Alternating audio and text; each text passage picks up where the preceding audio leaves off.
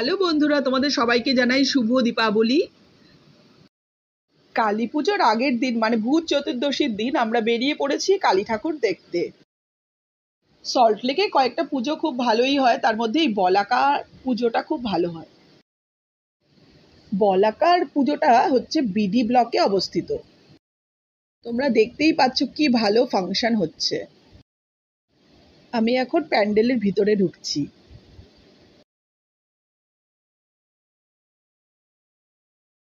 কালী ঠাকুরের মূর্তিটা খুবই সুন্দর হয়েছে, দেখো কতটা টল, আর ভীষণ সুন্দর প্যান্ডেলটাও।